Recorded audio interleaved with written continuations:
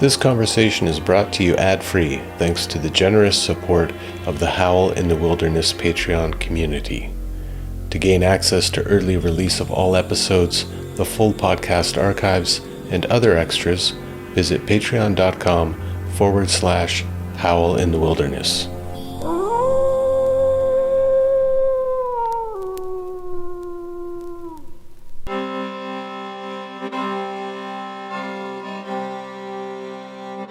Phil Cousineau, great to have you on the podcast. At long last, I first heard about you through this little book. What is it called? The Archaeology of the Soul?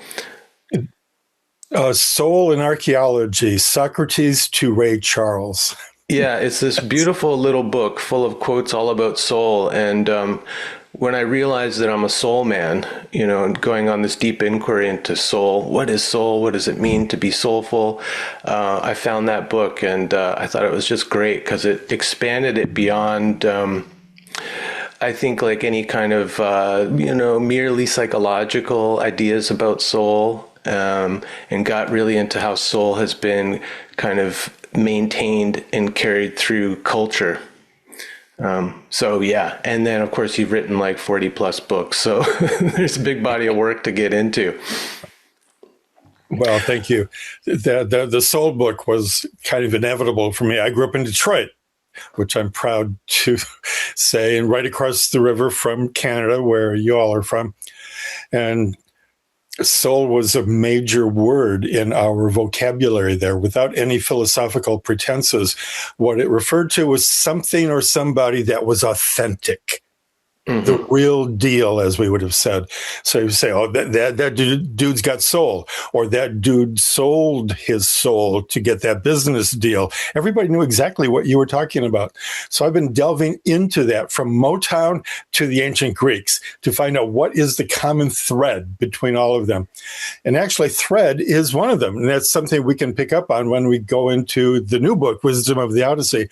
In that thread, curiously, is one of the continuous elements in the word soul in etymologies and folklore virtually all around the world. Soul is breath, but soul is also thread. I was delighted after I turned the book in, delighted but also flustered, that I hadn't looked up the image or the word or the gesture for soul in American Sign Language. And you know what it is?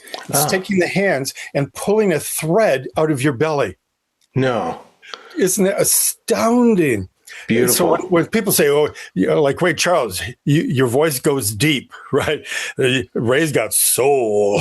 Spirit is up here with Aretha and gospel singing. Soul is deep. You pull a thread out. And what is one great thread through Homer's Odyssey? It's thread. It's weaving. There are 5 female characters who help Odysseus get home after the treacherous, tragic battle at Troy. Not 5 men. It's not Odysseus' own testosterone and bulliness that gets him home. It's 5 women characters who are all weavers. They are all working with thread, which means this is a book about soul, about a lost soul who's yearning, longing, striving to recover his soul, which I believe is your territory, right, Brian? Yeah, that's the territory I like to dwell in for sure. We were watching, I think it was 1997 version of the Odyssey with Armand Assante and a whole cast of Hollywood stars. And I thought it was like a really great rendition of the story. And yeah, I was struck by all the weaving in that. I mean, what's up? The women are weaving these tapestries, and some of them are, Penelope's tapestry is given a lot of meaning. When she's finished it, that's when the suitors can, she can pick one of the suitors or has to pick one of the suitors.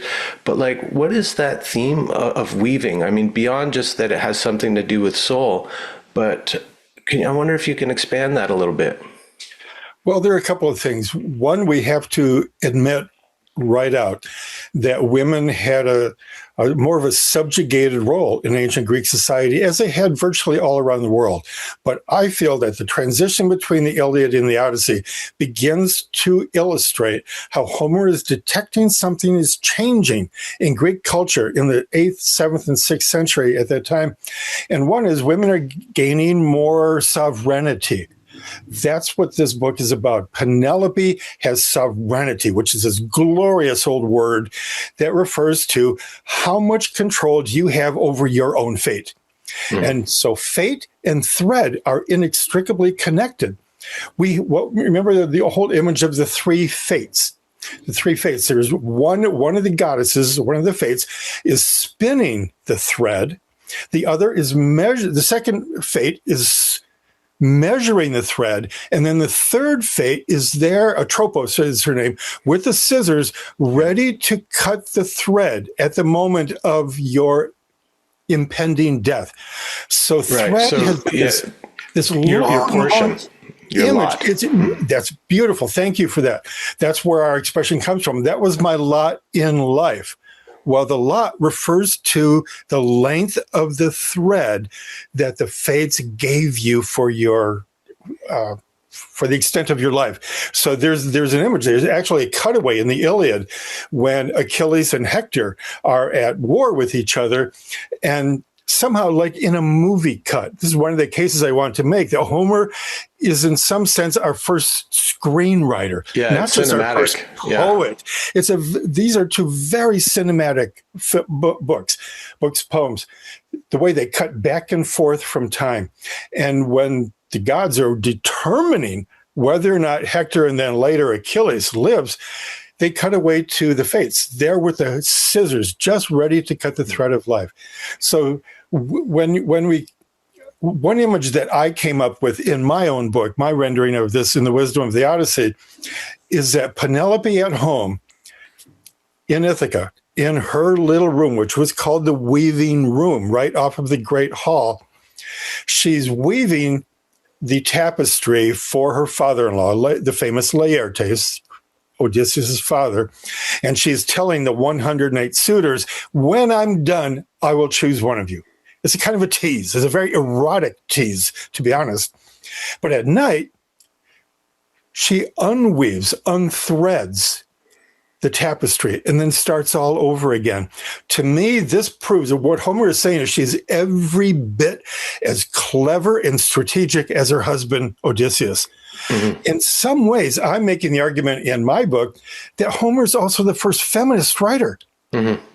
It's 5 women who help him get home, and Penelope, to play with the language, I think is weaving him home. So the idea of a story as a thread, we always talk, what's the thread of your story? What's the thread of the radio interview? What's the thread of the journalism piece? It's a way to ask, what is continuity? And that's a beautiful way for me to think about soul. Soul is that image that stays true from the time you are born as an infant to old age. So a personal example on that, when my son was about 3, my wife, Jo, and I flew back to Florida to visit my grandfather, Horace Cousineau, who was 97 at the time. And I remember looking at him, looking at my son, and at one point saying, he is so full of life, Philip. Your father, my father just died, your father would be so proud. And then looking at the eyes between the two and remembering that there's this old adage that the eyeball never grows. The eyeball is the same in a child, which is why we are staggered by looking into the eyes of a child as they are as an old man. So what is it that stays constant? Constant to the human race, that great phrase by James Joyce. It's the soul. It's what is unchanging in an ever-changing world. And Homer, I believe in the Odyssey, plays this out over and over again. What is constant to Odysseus's voyage home? It's his yearning, his longing for home itself. Do you remember the original title? Probably, the scholars are a little in controversy about this, but probably the original title of the Odyssey was The Returns. Now, it's plural. Yeah. Plural, because the time, so people have to remember, there's no internet, no newspapers, no radio, no nothing. Stories were the one means of communication.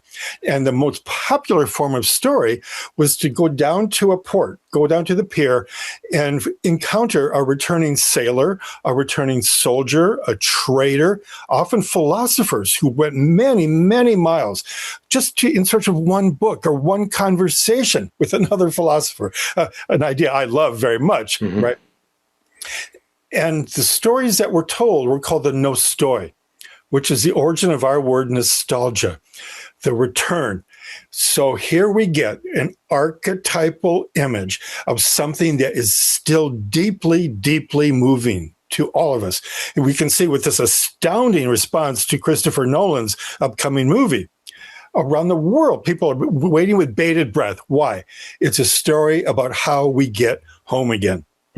Or get home and change it, restore it in some way, or maybe find another home. I think the spiritual home is what's in question here. There's a place where we were born physically, and then there's a second place where we finally became ourselves. That is our spiritual home. And that's what's at, how can you say, at risk here in the Odyssey.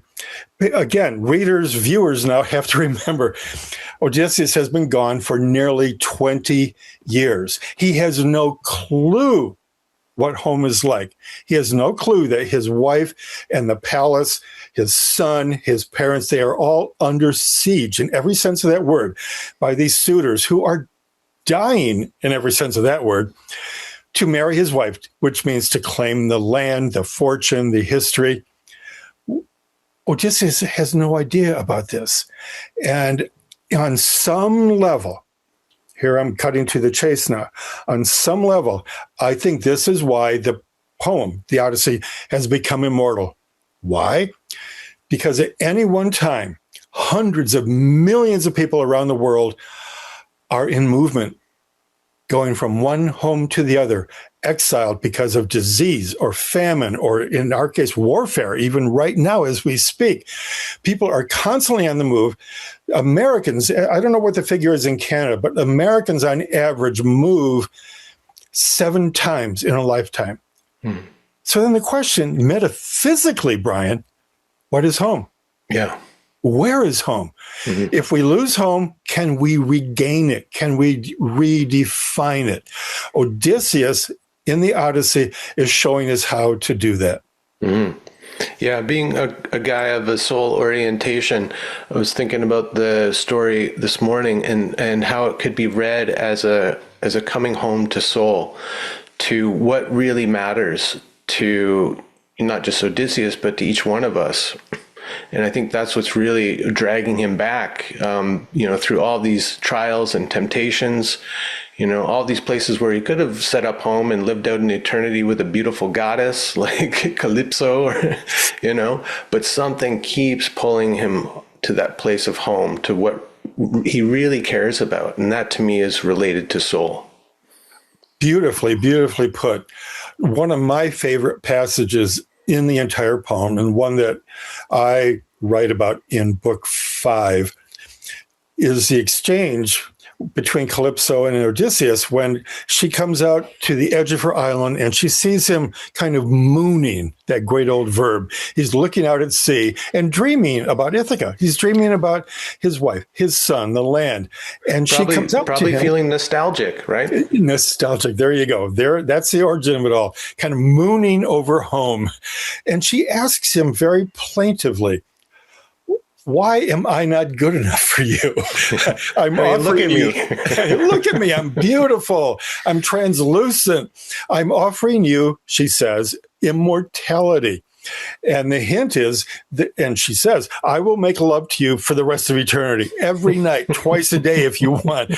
Why am I not good enough for you?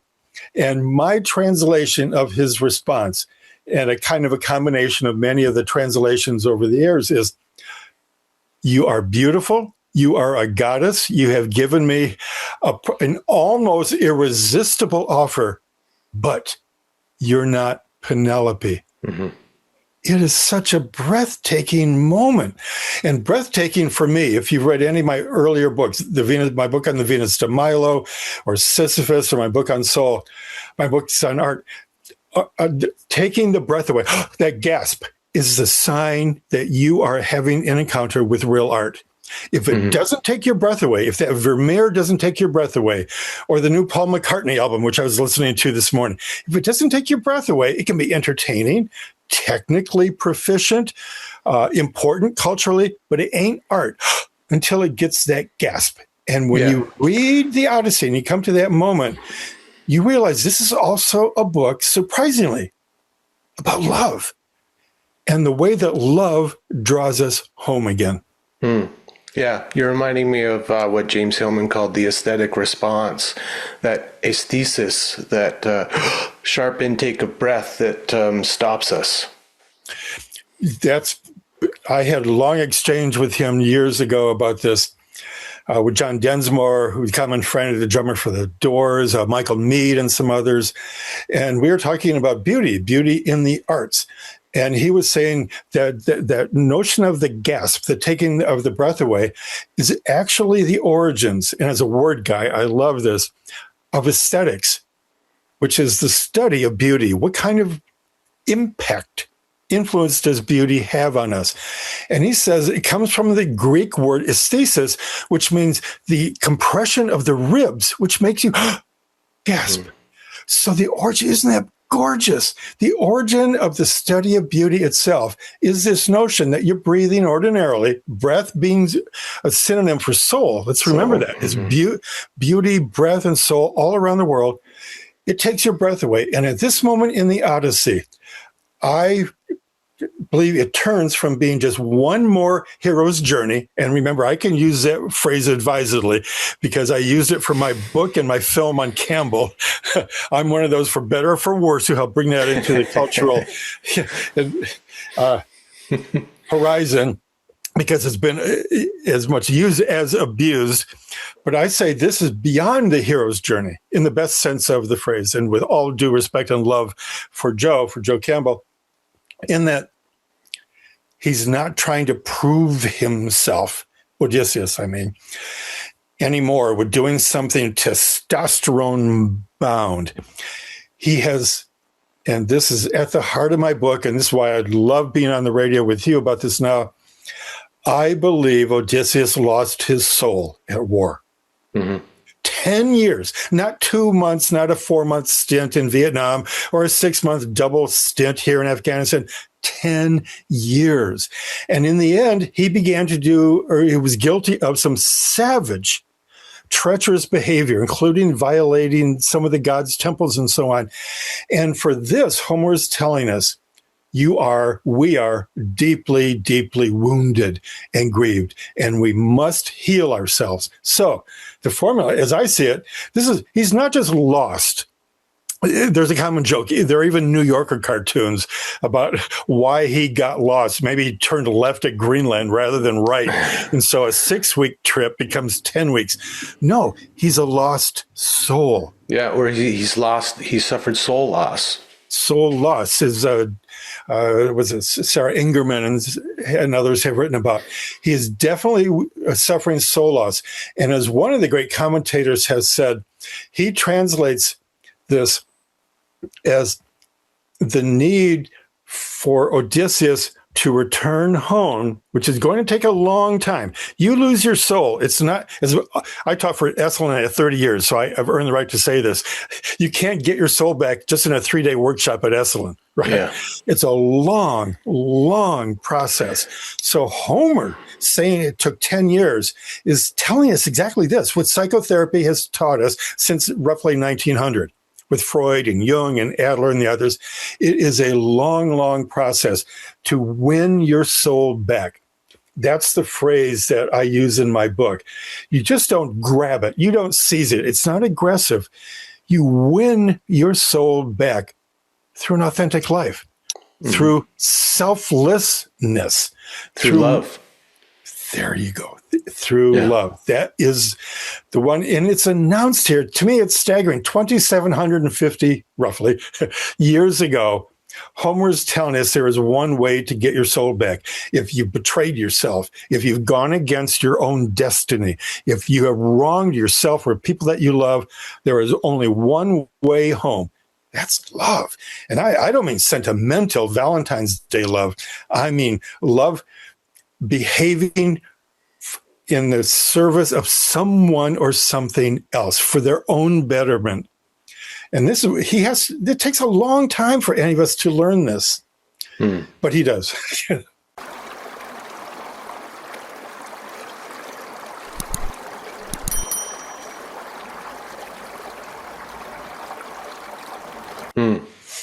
Yeah, and like what home represents to him is those, what are they, the virtues, the arete.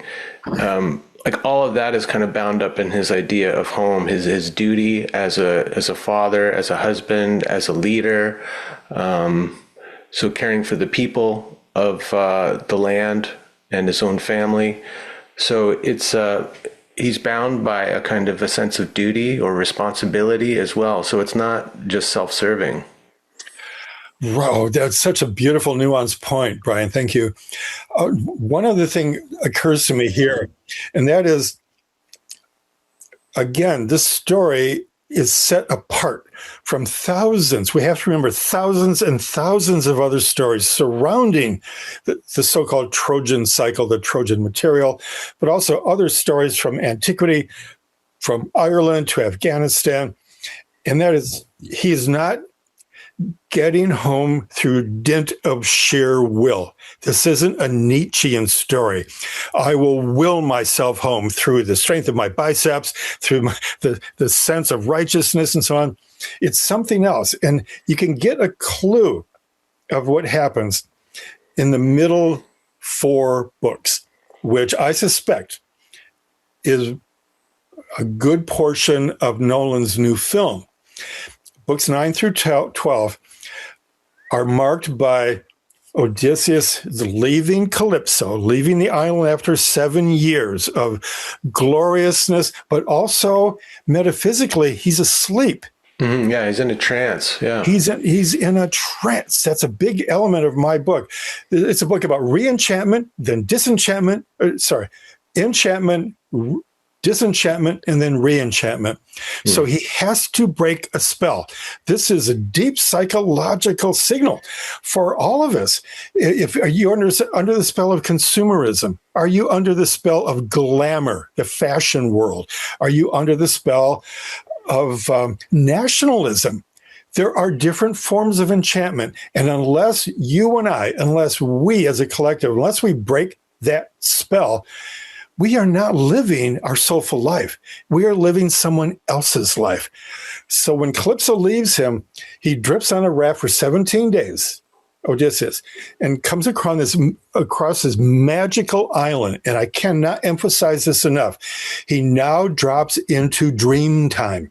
The next 4 books signal the transformation from being a warrior at war with himself and warrior at war with the Trojans. And now in this magical scene, which I hope is in the movie as well, he is welcomed into the palace. And in another beautiful example of one of Homer's main themes, which is Xenia, hospitality. You treat the stranger with respect, with love. You feed them, you give them drink, you bathe them. And only on the second day do you say, Brian, by which name did your parents refer to you? Isn't that beautiful? Only then.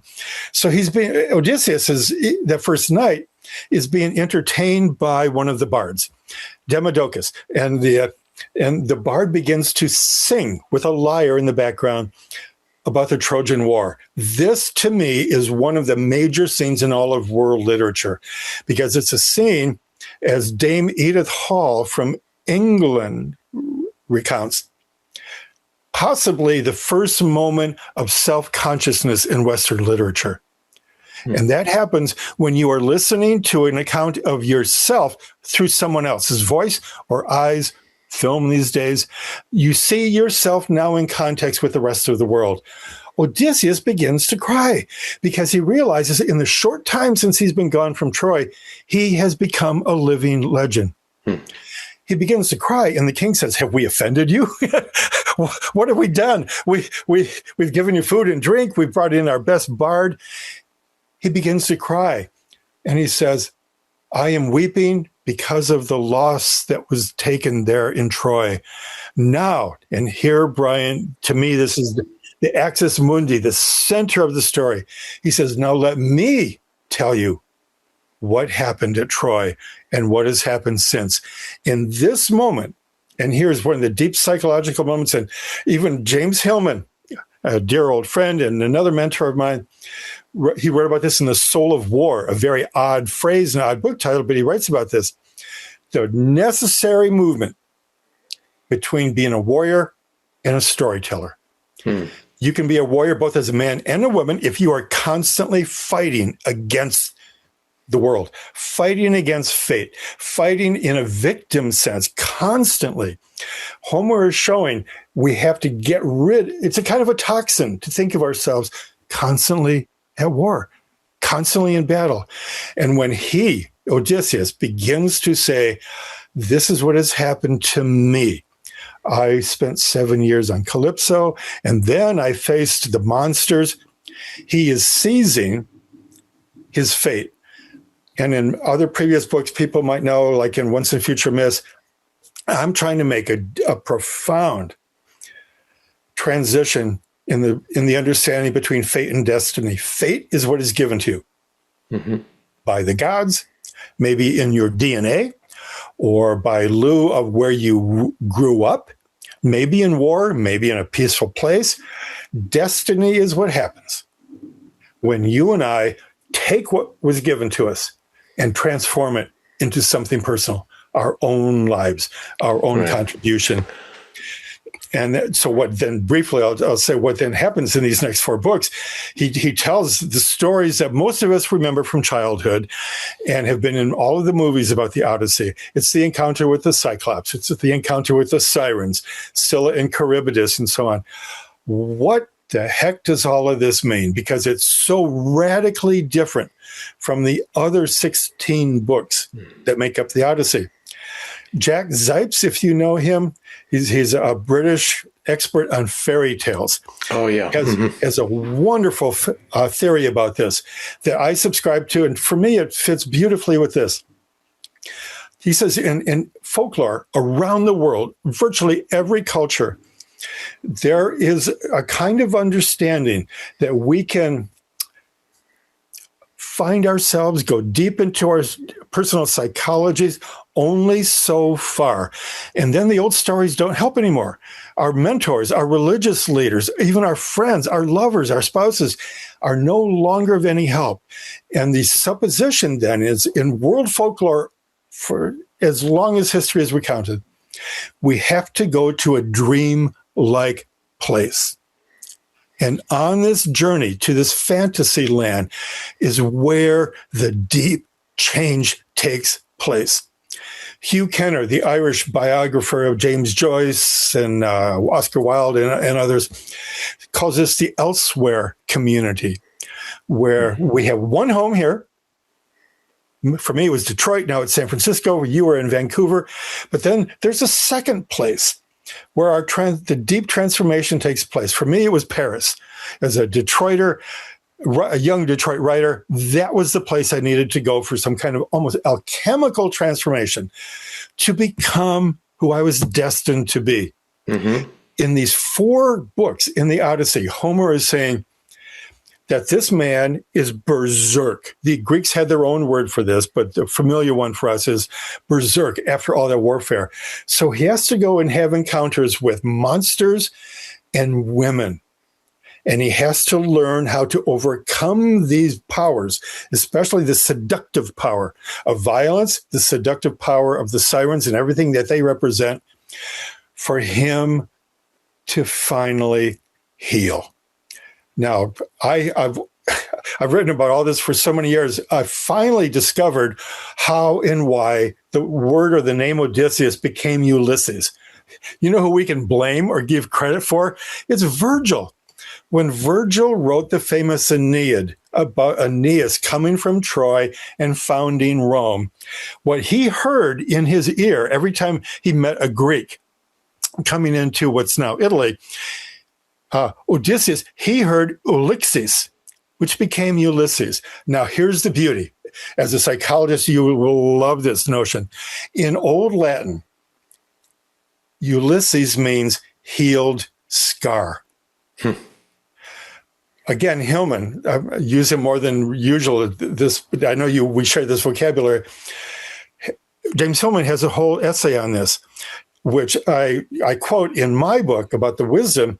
But why it's relevant here is Odysseus is the first self-healed hero. It gives us a template right up to now in modern times. If we are waiting for a miracle to happen, a bounty of $1 million that we inherit, or the economy to change, or war to stop, and there's peace everywhere, if we are waiting for the miracle, we will never heal. What great characters throughout literature, in my estimation, all share in common is they have somehow found the tenacity and the wisdom to say, there ain't nobody left. I've got to heal myself. I have to heal myself. So slowly, adventure by adventure, there are roughly 12 in the Odyssey. He is finding a way not to blame the outside world, not to blame the gods anymore, but to heal himself. You remember at the very beginning of the Odyssey, very beginning from the outset. That's Zeus. His first comment is, the human beings are such wusses. I'm paraphrasing, of course, but he said, they are always blaming us for their own folly. And I think that's something I believe that people who have been hearing the story in oral versions for 2,700 years, reading it, or now viewing it in many, many movies and TV series, are saying, was it John Steinbeck in his wonderful book called Work Days about the actual writing of the Grapes of Wrath, says everyone everywhere has scars. That takes my breath away. It's not just saying there are some people who are victimized here. Everyone has scars. The big question is, how do you deal with them? Can you heal the scar over? Can you heal the wound until it becomes a scar? Then the scar becomes our mark. I think in this sense, then, the Odyssey is a map of the soul. Stage by stage, stop by stop, encounter by encounter. It's a map of the soul, 3,000 years ahead of its time. Yeah. Yeah, and it's great, like what you're saying, that he's got to eventually do it all himself. Like he loses his crew along the way, and he's forced to go on. Is it Samuel Beckett? I think Hillman quoted him once. He had a line where he's saying, "I can't go on, I'll go on." And it reminds me of Jung's idea of like his question about when there's nothing left to support you, what supports you?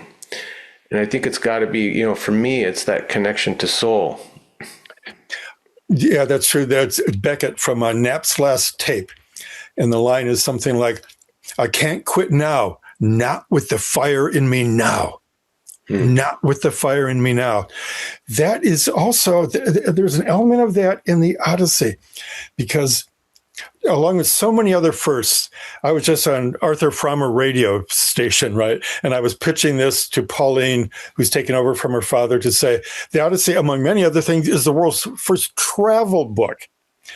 It's the world's first self-help book. It's the world's first sports book, because Homer writes about athletic competitions in both the Iliad and the Odyssey. He was there first, and yet way ahead of its time, because he's giving us a sense of what it takes for us to become sovereign, not waiting to be saved, but to heal ourselves. That's soul territory. Yeah, I mean, the thing of it, though, is that he doesn't really do it all himself. Like, he has these helpers along the way, right? And they may not be there expressly to help him, but they play a part in his story, his journey back home. Beautifully put. Right. So I didn't mean to infer that this was all, again, Nietzschean, dint of sheer will. He has to heal himself, but he does this in an uncanny way, which makes this history's first feminist book, because it's Calypso who says, I will finally let you go, with a little nudge from Hermes, of course. Mm-hmm. But she then helps him build the raft. She gives him everything to allow him to leave. But how many times, and Homer is inferring this, how many times have women, our girlfriends, our wives, our sisters, our mothers, offered help, but then men often tend to resist female advice? I'm a man. Men don't take advice. Men, do you know the curious figure? 83% of books are bought by women. Mm-hmm. 83%, which means that women continue to grow and ask questions and have some humility. I don't have all the answers. Most men reach about 40 years old and stop taking advice. The Odyssey is saying, you better look around, you better listen for otherworldly advice in every sense of that word. So seriously, or Kirke not only helps him after living with her for a year, but she gives him a map of the stars and says, follow right in between these two constellations. Now, sometimes a man would just say, who are you to tell me what to do? Right? I'm a hero. I'm Arnold Schwarzenegger. I'm a great captain. Yeah. Yeah. The difference here is he continues to listen to Athena, to Nausicaa, when they arrive on Phaeacia. And this is a wonderful message for us. Are we listening to feminine advice to help round out the personality, to reach, to access the anima, as Jung or Hillman or Adler would have said? Does that make sense to you as a psychologist? Yeah, well, I think what it's speaking to is the value of humility, especially when we've lost our way. And to admit that you don't know the way home, you don't have the answers. I'm a sucker for a witchy woman. So the whole the whole segment around Kirke is really fascinating for me. What do you make of it psychologically? Like his men getting turned into pigs. Is there something there about and he's given the herb by Hermes to resist Kirke's potion. Is there something there about not giving in to base desires? Oh, yeah, it's beautiful. It's a beautiful take on it. Again, as with everything else in Homer, there are myriad ways to approach these images, which is another way of underscoring something Joe Campbell told me years ago when I was working with him on what became the Hero's Journey movie and then the book. And that is, we were talking about music of all things, because people forget, but he was a saxophone player in Greenwich Village jazz bands. Oh, really? So music was at the heart of it. I knew he was an athlete. I didn't know he was a sax player, though. Also a saxophone player, wow. Which is why when I brought the Grateful Dead in to do the music for the Hero's Journey, they really dug him, as they said, because he was also a sax player. Anyway, he once said, you are encountering mythic art. In other words, art that stands outside of time and space. Art that isn't just trendy, but art that is immortal. When you realize it's inexhaustible. And then he would joke by saying, you don't just listen to Beethoven's Ode to Joy once and say, hey, heard that once, never need to listen to that again. Yeah. Got it. Yeah. By extrapolation, I saw the Vermeer in Amsterdam itself, so I never need to look at another Vermeer. I saw it. No. The immortal art is inexhaustible. You find something new about it, about yourself, every time you go back into it, which is why many people like Jorge Borges would read Don Quixote every year, because he said it showed him how much he had grown, how much he had changed. For me and for others, it's been the Odyssey. It's a book that kind of reveals yourself to yourself, reveals your soul to yourself as you read. And that's the big question, I think, in the connection between art and psychology. Does it touch your soul? Yeah, that's great. In one of my books, I retranslated or reinterpreted the word psychedelic, going back to the roots, meaning revealing the soul. And what that does is open up anything possibly to be psychedelic. And one of the things that I've always thought, being a lifelong reader and lover of fiction and stories, is that books can be psychedelic, that they can reveal our soul. And I love this notion that when we return to a particular story or work of art or song, we're never stepping in the same river twice, right? So every time we re-encounter it, it's going to show us a different facet of ourselves. And Beautiful. one of the ways I was taught to work with myth is like to locate yourself in the myth at that time that you're engaging with it or re-engaging with it. And on this go around, I was really feeling for Telemachus, Odysseus' son, this guy who grew up without his father, but with just the legend of his father. And you said earlier that this could have been called the Returns. And I think like in some ways this could have been called the Odysseys, because we can look at it and we can see the story of Telemachus or Penelope or Odysseus himself. They're all each on their own odyssey of becoming who they're meant to be in a way. Beautiful, beautiful. A couple of things there. Another way of looking at the roots of psychedelic, which I've done because I've written 3 books now on word origins. It's fascinated me since I was a kid when we actually read the Odyssey out loud together as a family, 1 page at a time, the 3 kids, mother and father. That's how it gets into your corpuscles, right? Deep into. And if we would come across an unfamiliar word, my father would point to the dictionary in the corner of the living room and said, go look it up yourself. That's a great teaching device. Don't rely on me to tell you the meaning. Go look it up. So another reading of psychedelics is based on psyche, which is, of course, soul in ancient Greek. And then teleos or tropos would have been the original, and that means turn. So if you think about the word to describe plants, right, heliotropic, they turn towards the sunlight. Yeah. Psychedelics, in this sense, is a way of turning the soul back to the light. Well, when we talk about psychedelics, we'll say they're a psychotropic substance. That's right. Right? They have some effect on the mind, which is a really kind of limited translation of the word psyche, unfortunately. Yeah. But it's been called like mind manifesting, but it really is talking about soul.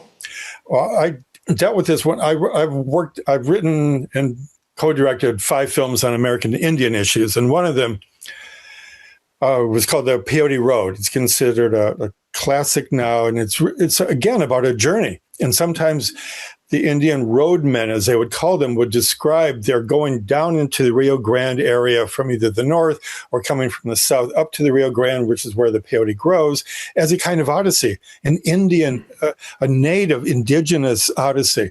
Why? Because the Odyssey, the way I describe it anyway, in my book, The Wisdom of the Odyssey, it's the journey that changes everything.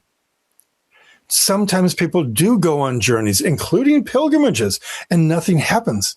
Mm-hmm. How is that possible? Maybe it's possible if you're going for the wrong reason. If you're going because this destination is on the cover of Condé Nast magazine this week, rather than the place where your soul really needs to go. So the psychedelic then, there's a function of that in this book. The Odysseus keeps moving between the light and the dark, the light and the dark. And one of the messages there, I think, is almost Gurdjieffian. It's very Buddhist. You might argue that the Odyssey has a bit of an overlap with Buddhist studies because it illustrates again and again and again the difference between being awake and sleeping.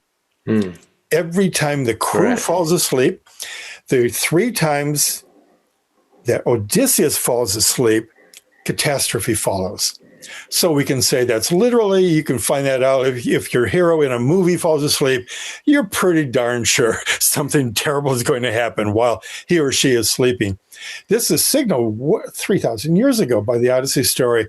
When he falls asleep, or let's say Circe or Circe gives a drug to the crew and turns them into animals. This is another way that Homer is saying to his audience of the time, we have to keep remembering that it is perilous to the soul to fall asleep and to not be alert. The weather can destroy you. Foreign enemies in a place that is very strange. Remember when these Odysseus and crew are stopping off after site, they have no idea what they're about to encounter. For us to say, "Oh, it was awful what they did to the Cyclops," means you think they knew what was waiting for them. Well, the message Homer is telling the audience at that time, and still works for us now, is be alert when you travel. Be alert, be awake. If you fall asleep, a crisis will arise. And then do you have the wherewithal to, and I think this is actually a book title from the last 20 years or so, otherwise you precipitate a soul crisis.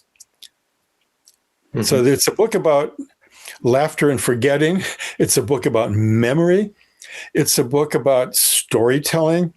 It's a book about home. And in some ways, I think to overlap with some of your wonderful work, Brian, it's bringing home and soul together. You're going home to the place where your soul feels alive.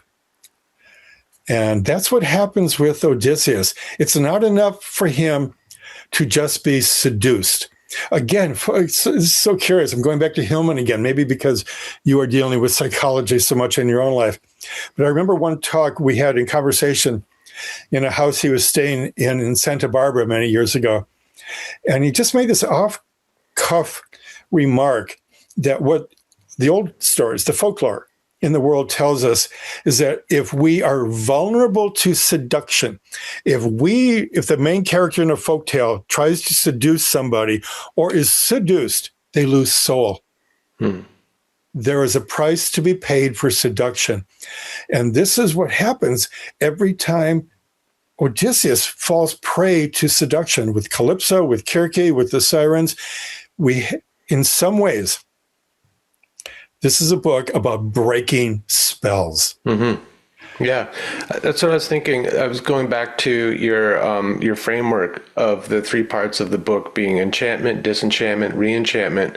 And maybe the way I'm thinking about it is we can start out in kind of unconscious enchantment, where we're just vulnerable to seduction, whether that's addiction or, heroic inflation or whatever it is. And then at some point, something can break that enchantment and wake us up. But then I think what we want to do is have conscious enchantment, where we're open to the wonder and beauty and magic of the world, but we're doing it consciously, much like with the sirens, how Odysseus's ears were left open to hear the songs of the siren because he needed to hear it while his crew members all had their ears plugged up with beeswax. So he was, and also taking the herb, not be turned into a pig. So he's experiencing still, he's conscious, and he's like accumulating experience. He's learning from these different situations.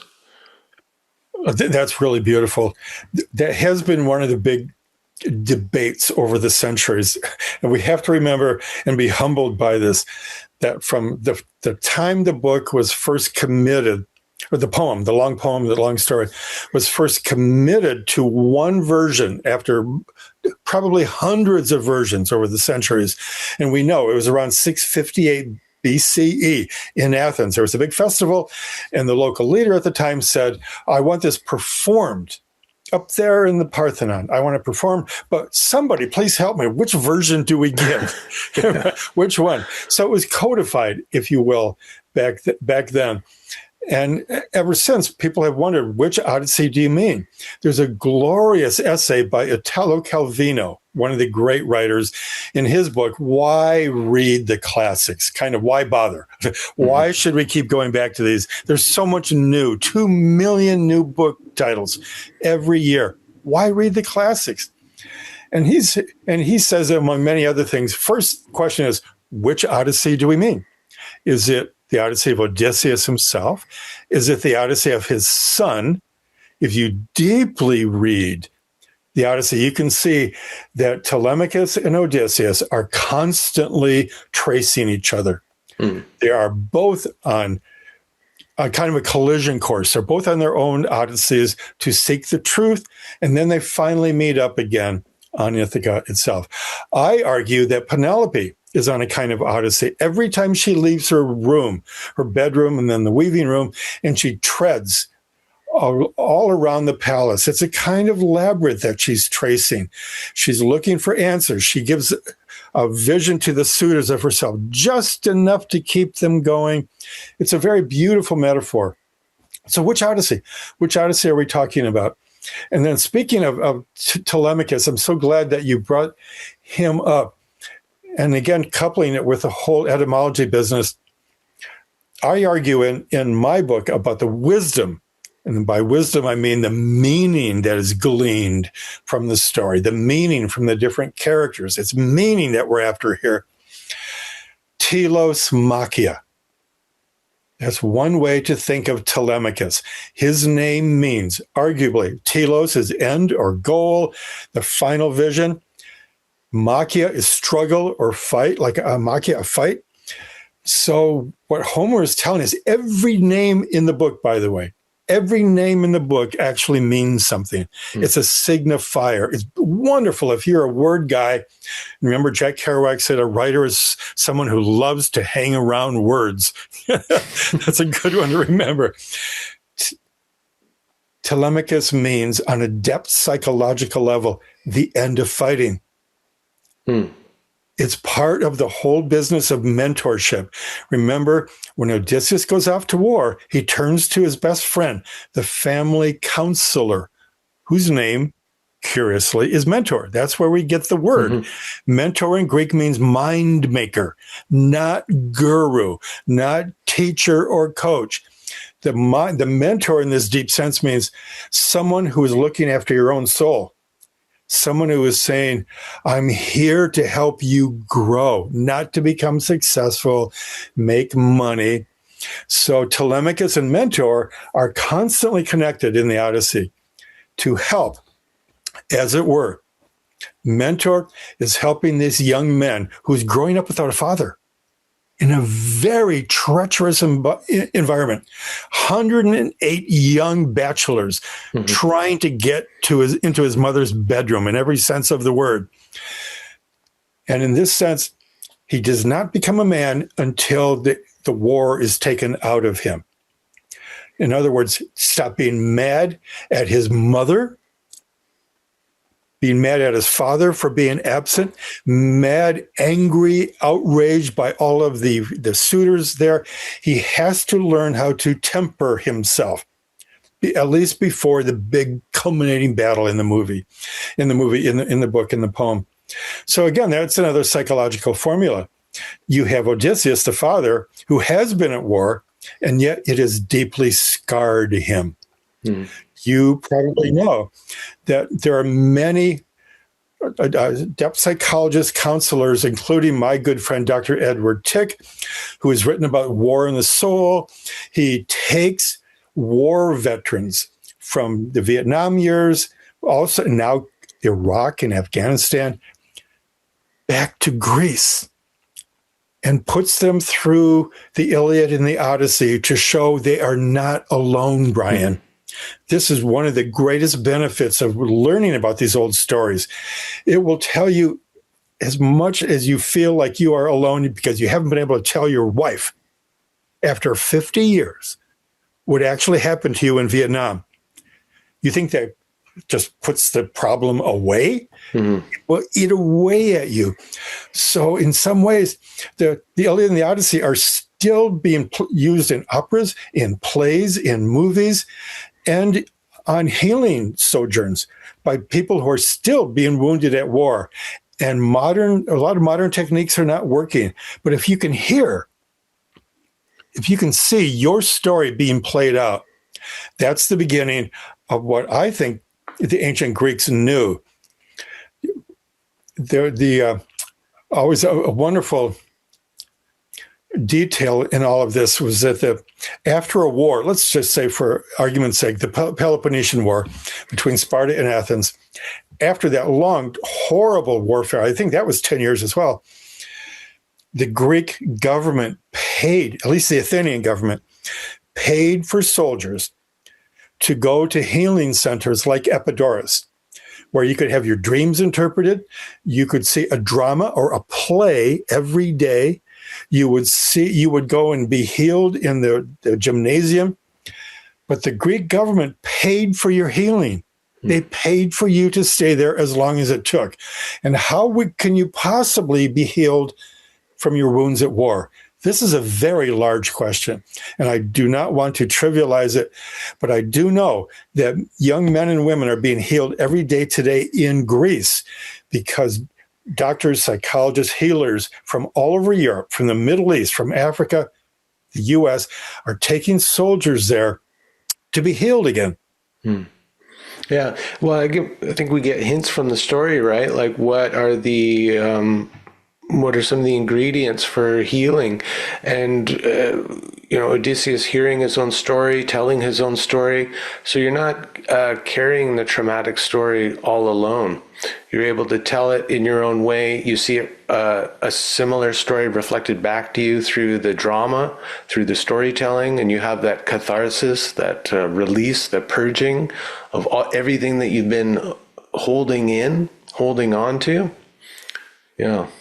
Thank you for that. That's a beautiful recap there.